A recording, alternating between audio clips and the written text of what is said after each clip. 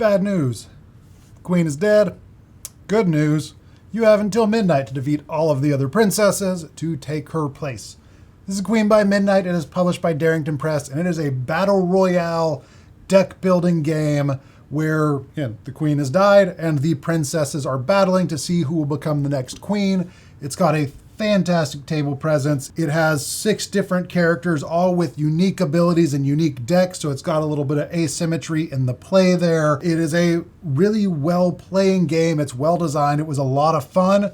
It did have some really frustrating failures, primarily in the rule book. Just some things that were missed that should not have been missed. And I'll talk about all of those in just a minute. But let's talk about the game for a minute, and then we'll go into all of that. Queen by Midnight is a deck building game, which means that you are going to be building up your deck of cards, buying cards, adding them to your deck in order to get more powerful cards, and ultimately, hopefully, defeat the other queens or the other princesses so that you can become queen. It has, again, a phenomenal table presence. It has this really cool 3D clock tower that is also a dice tower, which there's only 2 dice, and if it didn't have another function, I would say it was a little gimmicky, but it does have function. It has a couple of different functions that are really cool. So you have the clock. This is your round tracker. You have 3 different phases that you're going to go through: afternoon, twilight, and midnight. And at the end of each round, you're going to turn this to the next hour. When the clock strikes 12, if there's more than 1 princess left, then whoever has the most health and clout combined wins and becomes queen. If there's only 1 princess standing at any point, then that person automatically wins and becomes queen. Now, in addition to being the round tracker, it is also a lazy Susan for the card market, for the Bazaar. That's fantastic. The fact that no one ever has to read upside down is wonderful. It also has a layout of what happens at different times. It's on the board here because as you go through the game, when the clock gets to different hours, you're going to do different things. The game is going to change as it progresses. Now, each princess, each character has their own starting deck, as you typically do in a deck building game. You have a deck that primarily, there's a couple attacks in there, there's an attack, a defense, but there's also things that let you build clout, which is the currency in this game. But it's overall a fairly weak deck that is intended to help you be able to purchase other cards. And then each character also has their own vault deck, which is their unique, personal, only you can buy from at Marketplace. You're going to have 3 cards here that you can buy at the bottom of your player board, and then you can also buy cards from the Bazaar. So it's a mixture of cards that are exclusive to you and cards that are public and available for everybody. When you go through each different phase, like there's an afternoon deck, when you get to 5 o'clock, you go to Twilight and you do the Twilight deck. And then at 8 o'clock, you do the midnight deck, and those decks are stronger and stronger with each one. So as you get farther in the game, the cards that you have access to are going to be stronger. It's a battling game. Your goal is to knock out the other players and to defend yourself from the attacks that they throw at you. The characters themselves are really well designed. They're all unique. They all play differently. There are a few kind of basic characters in there, and then there's also some more complex characters. Now, each character also has a war chest, which is 3 cards that are available to you starting at 8 o'clock. And those are, you have your ultimate ability. Everyone has an ultimate ability that is just that. It is a very strong, personalized ability that's going to come into play once you purchase this card, get it into your discard, reshuffle, and get it back into your hand and play it. And then they have a couple other cards that are going to be beneficial, that are still really strong, but they're nothing like the ultimate ability. And then here at the bottom, you have your armory, which is where you are going to play cards that are ongoing cards, not just used for their ability. These are your ongoing cards. You have boons, which are helpful to you, and they stay in play. You have banes that you play into other players' armories, and you have reaction cards that are defense cards that get played face down, so that other players can't see what you have the ability to defend against when they attack you. And then at the top of your board, you have this right here that tracks your clout and your health, that just little markers track up and down. At the end of the game at midnight, if there's more than 1 player alive, you count up victory points based on clout is 1 victory point each, health is 1 victory point each, so combined clout and health determines the winner. So that's the kind of long elevator pitch on the game. And now I want to talk about the frustrations, because I think those are really important. I'm going to try to not harp too much on these, but I think they were, in my opinion, kind of egregious and really there's no excuse for the things that were left out of the rulebook to have been left out of the rulebook. Now, the rulebook, when I first read it, looked great. It is clean, it's concise, there's not a ton of extra text, it doesn't feel bloated, and that was great until we started to play and realized how much stuff was missing from this rulebook that is absolutely necessary to play the game correctly. For the most part, this follows the flow of a standard deck builder, but there are some places where it deviates from that, and those are the things that it would feel would be really important to cover in the rulebook, and they don't. Now, where they do cover it is on the player reference card that is available on their website that I only found after being frustrated because I couldn't find the answer to a rule, searching online, hoping that it was in like a BGG forum, and then finding this reference sheet. Now, there is an off chance that I got a bum copy, that this was supposed to be in the box and it wasn't, but I don't think that was the case. What it feels like to me, if I had to venture a guess at how this stuff got left out, it feels like this game was demoed, probably on TTS, always having someone who knew the game run it. And when you have that happen, like one of the things missing from the rulebook is when you refill the market deck. Do you do it as soon as someone takes a card, or do you do it at the end of your turn, meaning that you don't automatically get new cards coming in? Because you can pay 2 clout to refresh the Bazaar, so it would totally make sense if you had to pay that to get more cards out. In reality, it refreshes as soon as you draw a card. Now, if I'm demoing this game for you on TTS and you draw a card, and then I say, okay, and let's go ahead and refill that, well, I have now just taught you, without meaning to, without implicitly teaching you, but you've just learned that you refill the deck after you draw a card. And now that knowledge goes into your head, and I, as the person demoing the game, don't know that you didn't know that. There's just stuff like that. The one thing that's really like, I feel strongly that you should never play a game based on assumptions. You should never have to assume that you are doing something right. You should always be able to find what you need to know in the rule book to not have to play based on assumptions.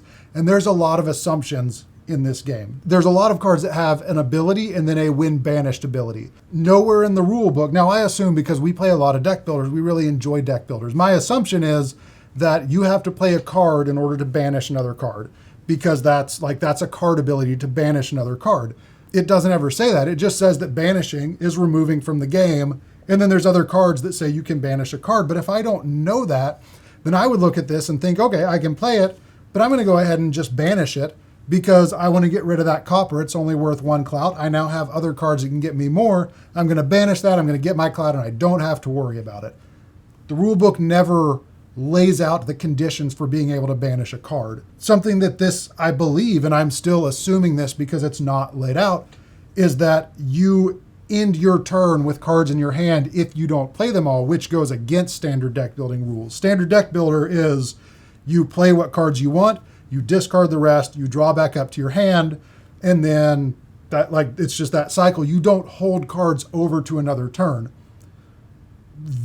The wording in this game is that at the end of your turn, after you've played the cards that you want to, you draw back up to your hand limit, but it never addresses whether you can just discard cards that you don't want, which as you get towards the end of your game, if you're trying to cycle back through to your ultimate card, that's going to become really important, and that is just left out of the rules. It doesn't feel like they ever play tested the rules blind, where they just sent the game out with a rule book and said, give us feedback.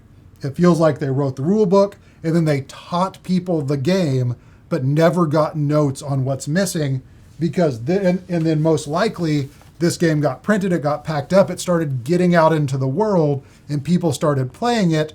And then they started getting that feedback, which is why they put this player reference sheet, on the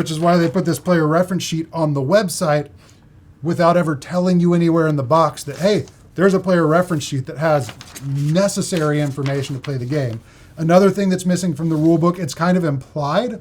It says that each character there's 3 classes of abilities. There's Brawler, Schemer, and Caster, and each character has access to 2 of those. It specifically talks about damage. You do damage based on your Brawler or Schemer level, but it doesn't say explicitly in the rulebook that you can't buy other ability cards that don't do damage. Like if you just want to buy them for their ability, it says that right there on the reference sheet that you can't buy cards outside of your character's class, but nowhere in the rulebook does it tell you that. Another really important thing that, like, this is your armory. This is where cards go when they're in play. This is notched. It's notched. It holds 3 cards. We assumed, and had no reason to assume otherwise, that you could only have 3 cards in your armory because it's notched. Lo and behold, you can have as many cards as you want in your armory, and that is never addressed in the rulebook. It's only on the player reference sheet, only found on their website, that you can have as many cards as you want in your armory. And I could go on, there's more and more things like that. I just want to cut into the video really quick. Obviously shooting this at a later time, that's why I'm wearing different clothes. But after I shot this entire video, I went back and did one more full read through the rulebook just to do my due diligence. If I'm being critical of a game, I want to make sure that it is not misplaced and that I didn't miss something that they explained that I was saying wasn't explained in the video. So I did find one place where it describes reaction cards in the on your turn section on page 5, that it says place any number of reaction cards face down into armory spaces on your repertoire board. So it does technically address in that area that you can place any number of reaction cards, but it also says armory spaces, which does kind of imply that the armory is limited because there are spaces versus just saying into the armory. And it doesn't address armory limits in any of the places that the armory comes into play with your Boon and Bane cards, and in the glossary where it tells you what the armory is, which is where we initially went to look when we had that question while we were playing. So just wanted to clarify that is in that one spot in the book. Just want to be fair to the publisher who put the hard work into creating and developing this game. Now, I am also going to reach out to the publisher to see if I can get these unanswered questions answered so that we can make sure that we are playing right and our assumptions are correct. So if I hear back from them, I will leave that information and the answers to those questions in the description. But for now, we're going to get back to the video. The other thing that's not anywhere in that rule book is how to tell the different characters' decks apart. It's right here on the player reference sheet, but the first thing you're told to do is to separate and get your character's deck. And I spent a while sitting there comparing the cards, trying to figure out, okay, like their starting deck has their face on it, but otherwise they do have a crest at the top if you look closely. And then they have each one has a different little jewel. So I was sitting there analyzing and scrutinizing the cards, trying to figure out what was different across each player's cards so I could separate out the decks so we could play the game. It's right here on the player reference sheet that they have a unique crest at the top. That would have been great to have in the rule book. So really that was a really frustrating start to the game because Darrington Press is not there as a game publisher. They're relatively new, but they do Critical Role. Like, they're not new to the industry and the hobby. This is a $70 game. It should not be missing those basic elements from the rule book. The other thing completely missing is any sort of card reference or glossary or like index on what the cards do, which created some pretty it created some confusion and some frustration as we were trying to figure. There were a couple of different cards that we disagreed on how they worked. One was Payback, where Jared played this against Allison. It says to roll 1 die, add the current round number, deal that amount of brawler damage to an opponent. If that opponent has negated an attack of yours this turn, deal major brawler damage instead. So Jared played Payback, Allison blocked it with a card, and Jared said, well, now I'm just going to deal major brawler damage because you just negated an attack. Now, if I just read this outright, I assume, and I am forced to assume, that I read that as if you have previously, prior to playing this card, negated an attack. Jared read this as you just negated an attack, now I'm going to deal brawler damage. Either of those is a reasonable assumption. Lay on hands. You rolled 2 dice and heal that amount of HP. If you've healed 10 or more points of damage this turn, gain 5 clout. So Jared had 22 points of damage, or his health was at 22. He had 2 of these, so he played them. He rolled like a 5, and then he rolled a 10. So he rolled 15 points of healing. And again, going just by the text on that card, he has to actually heal 10 to get that clout. But he rolled 15 points of healing. Do you still get that? Because that's kind of down the middle of half of the games you play will have that, where like if you had the ability to heal 10, or even if you didn't actually need the 10, you can still do that. And then others would be, no, if you don't actually heal 10 points, you don't get the clout, you don't get the reward. It's those kind of things that, like, again, $70 game, give me a reference in the bit, spend a couple days, go through the massive deck of cards. There's not a lot. Most of these cards are clear cut on what they do, but there's enough in there, maybe a couple dozen, that could really use a clarification, just so we're not at the table having to decide who's right and who's wrong in their interpretation of the card. It was really frustrating that we were even put in that position. And someone who knows the game well could go through and write that in a day. And they didn't, and it created confrontations in the game that had nothing to do with the game. It had to do with our interpretations of cards. So that's, as far as the cards go, like there's other things in there. There's other things missing, but they're all along those same lines of just failures in the rule book that created problems and frustrations we were playing the game. One more thing I'm going to talk about, a win and a fail. The win is this Clocktower fits in the box, fully assembled. I have other stuff down there, but it doesn't go there. Fits in the box, fully assembled, which I've played plenty of games that have a cool 3D element, or a tree or something, or like a birdhouse, that you have to disassemble in order to put it away in the box. So thank you for creating an insert where I don't have to take apart this really cool element every time I play the game, because that usually means that I just don't use the element. The failure in the insert is each player has their own full deck of cards. It's pretty substantial. Now I have my demo deck that I'm using in this video here. We cannot fit, and this is the only place they would go, we cannot fit all of those cards. We have to take out about 5 or 6 cards for all 6 of those decks to fit smoothly in here. This is where the marketplace, the Bazaar decks have to go. That's the only, there's not another cutout for decks. So that's a huge fail. Make this a little bit bigger, give me a little bit more space, because otherwise I have cards sitting up just a little bit proud, and when I put the board on here, when I put it away, those are gonna start to get torn up on the edges. I'm really bummed that they didn't do a standard deck builder box where I have slots for the cards and maybe for eventual expansions, because I'd love to see new characters for this game. I would have loved to see slots that I don't have to, when I play, go through and look for and see where one character ends and another player starts. But it's a minor thing. The fact that it's not wide enough for all of the cards to fit in there is a huge fail. Like, they fit in there with all 6 decks. They fit snug, and we tried to shake it and move it and get it, and we always had cards that were sitting just a little bit, because the bottom of a vacuum form container has a curve to it. So if they're all tight in there, it's sitting up just a little. So we just took out their ultimate cards and just put them in another space in there. Other than that, the insert's fine. I would have liked to see the boards maybe a little bit smaller, so that these, the little clout counter things can all fit in flat. As it is right now, all the boards go in, and then these have to sit on top of them, and there's not a way to keep them from moving around in the box. Other than that, the insert, again, I'll take the Clocktower sitting in over all of those other things any day.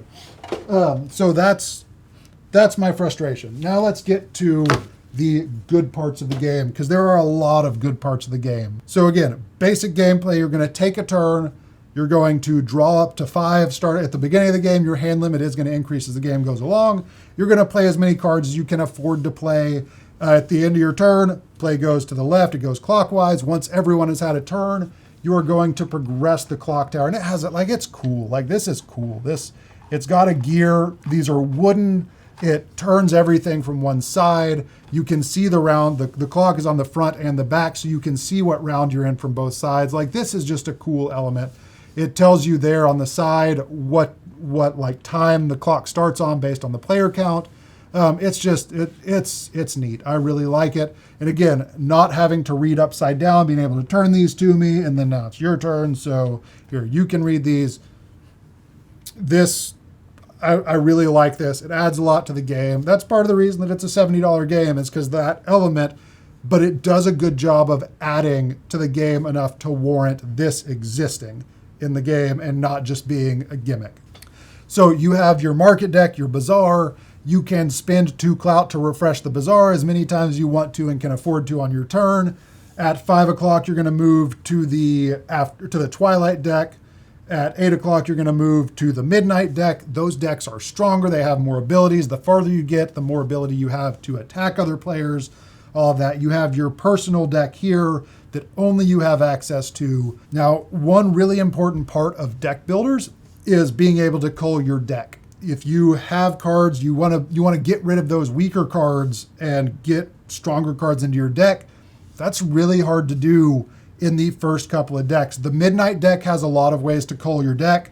The early decks, I believe the Afternoon deck only has 2 or 3 cards that cull anything, that banish cards from your deck, and your starter deck has 1 card that will do that. So honestly, I found myself at the beginning of the game, once I had enough clout, just paying to refresh the Bazaar and buying those cards so that I could get rid of the cards in my deck and get rid of my weak starting cards. Again, it's an assumption. I assume that's how you banish cards because it doesn't explicitly say that, but that is I think a safe assumption based on how deck builders work. But I found myself just refreshing that so I could get to the cards that let me cull my deck and then buying those as quick as I could, because there's otherwise 1 card and 3 cards that let you do that. It is really hard to cull your deck, which creates a strategic pressure, because obviously that's by design. They could have put other cards in here, but that creates a strategic pressure to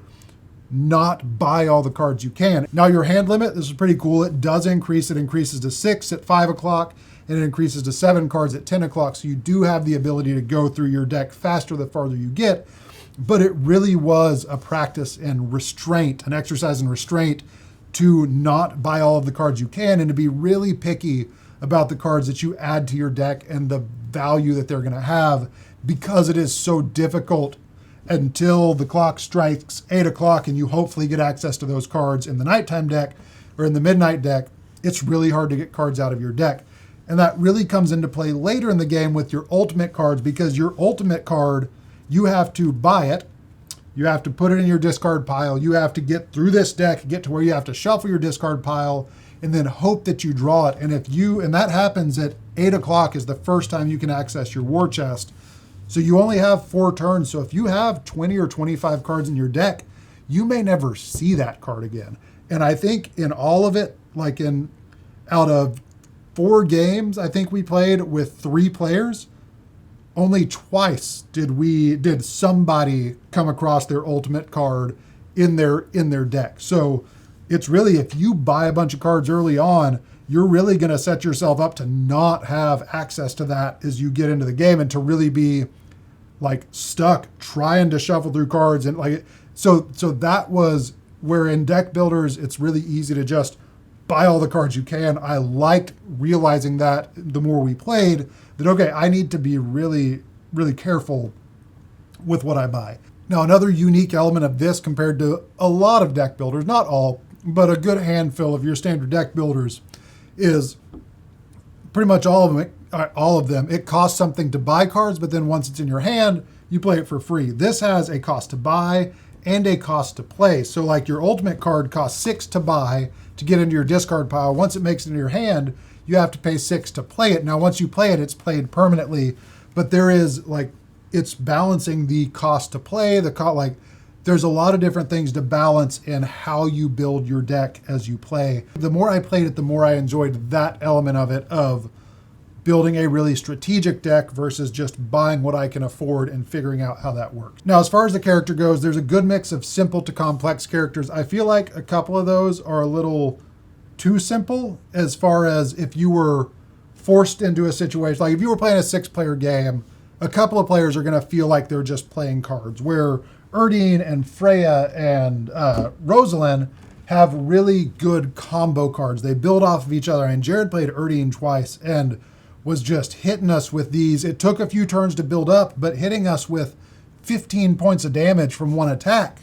And but it took a while to build up, and you had to be strategic and play the right cards and build those combos.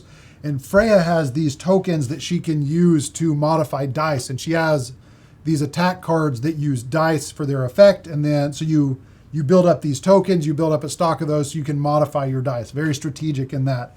And then Rosalind has the ability to go into a trance and play different cards and do different things in a trance. And there's tokens that she has that affect that. Allison really enjoyed playing Rosalind. But then you have Dr. Lux has some dice roll cards, but Dr. Lux seemed a little more of just, and really same with Hephaestus and with Boss No, really just felt like I'm playing cards that I have and I'm going to do what they say, but I'm really just playing cards, where these other three felt much more like I am building a strategy out of my cards. I am building multi-turn plays that are going to culminate and give me something really powerful to do. So in a 3 or 4 player game where people have access to enough characters, I think that's great. It gives you the ability, if you're kind of timid or you're uncomfortable with the format, you can play a simpler character and just play the cards, get used to it. In a 6 player game, 3 of those players are going to have really strategic characters, and 3 are going to play a single card that does what it says. So that's where I would really love to see them add some more princesses, add some more characters that really have that complexity, so that if you have a 6 player game or a 5 player game or a 4 player game, everyone has access to the type of character they want. We'll see if that happens or not, but that, as far as the characters go, I think there's a lot of room to put in more complex characters, so there's a wide range of abilities and everyone has the opportunity to feel like they're really doing something, instead of just buying and playing cards and hoping that your attacks don't get blocked. Now, as far as player elimination, I did mention if there's one or more players standing at midnight, which implies that there may be players not standing. At 6 o'clock, you're going to pledge your allegiance to another player secretly in the event that you are eliminated. So you're going to take these cards, you're going to pick a player that you want to pledge your allegiance to in the event that you are eliminated. You're going to play it face down. No one's going to know who that player is, but in the event that you're eliminated, you now become an advisor to that player, unless another player is eliminated before you and they have already become an advisor for that player. In that situation, because you can only have one advisor, you're just out of the game. But once you become an advisor, you have typically you have 2 options on your turn that all help benefit that player.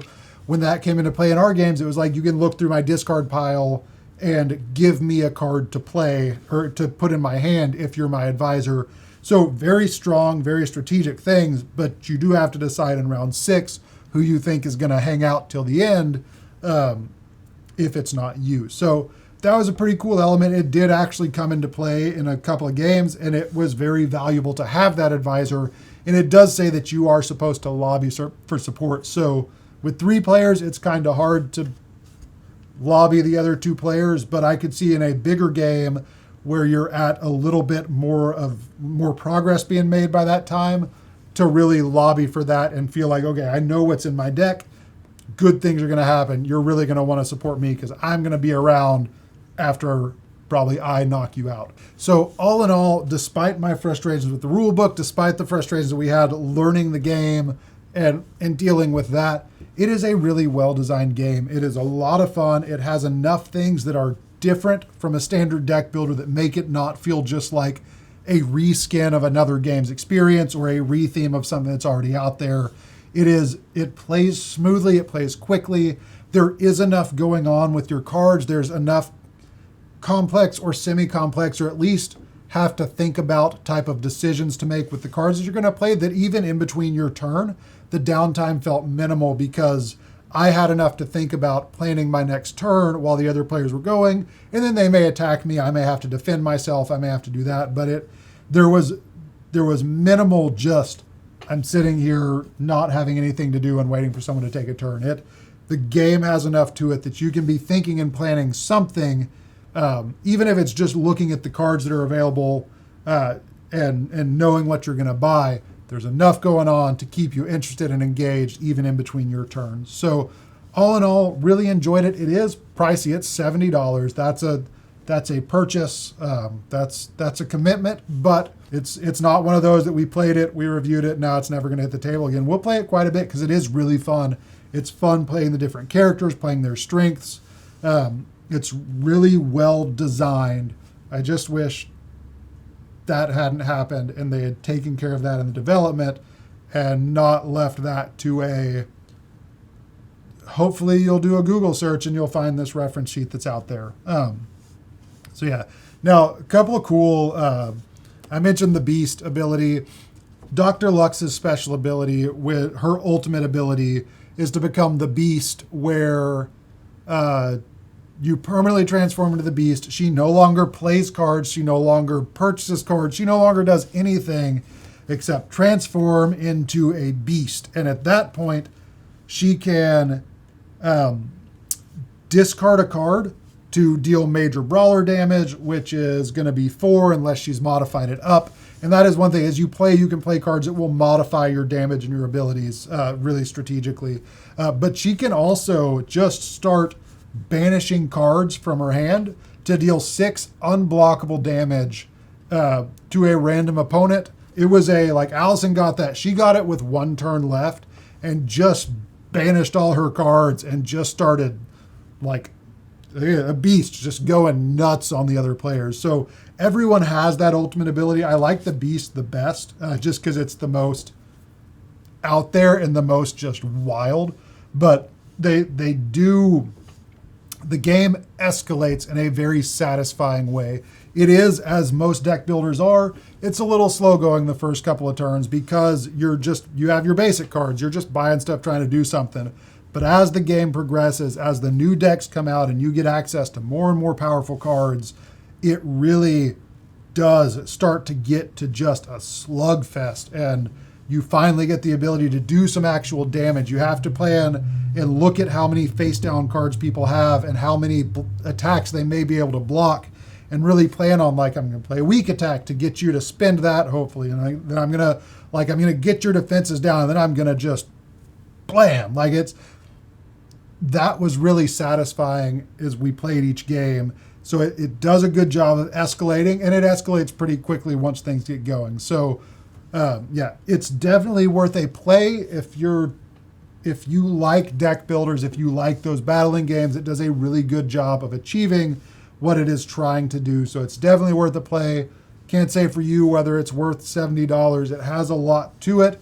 There's a lot of design that went into making each character unique and feel unique and play unique, because even those characters that don't necessarily have the complexity where you're comboing multiple cards, they still play differently from the other characters. So no matter who you play, you're going to have a different experience and have different strategic choices to make.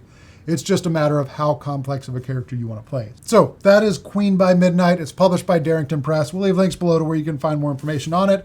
If you have any questions about this game, or if you have played it, I would love to hear your experience. Just leave us a comment below. We'll answer questions as best we can. I think that's everything. So until next time, we'll see you later. Bye.